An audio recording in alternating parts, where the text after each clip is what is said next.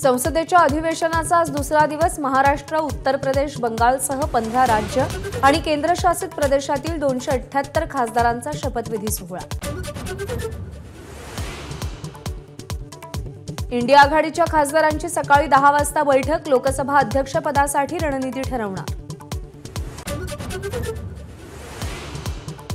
देवेंद्र फडणवीस आणि भाजपचे प्रदेशाध्यक्ष बावनकुळे दिल्लीत, भाजप पक्षश्रेष्ठींशी विधानसभा निवडणुकीसंदर्भात चर्चेची शक्यता, तर मुख्यमंत्री एकनाथ शिंदेंचा अचानक दिल्ली दौरा। अजित पवारांसोबतच्या सगळ्याच आमदारांना प्रवेश बंदी नाही, शरद पवारांची एबीपी माझाला माहिती। अर्थसंकल्पीय अधिवेशनानंतर आमदार परत येण्याचा पवारांना विश्वास।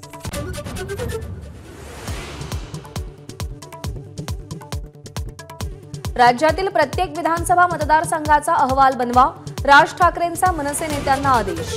परदेश दौऱ्यावरून परतल्यावर अहवालांचा आढावा घेणार।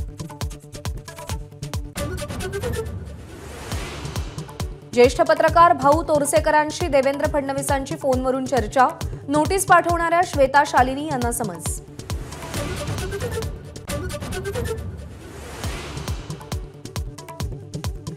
मुंबईमध्ये नव्या इमारतींमध्ये 50% घरं मराठी माणसाला आरक्षित ठेवा, ठाकरे गटाचे नेते अनिल परब यांच्याकडून पुन्हा मागणी।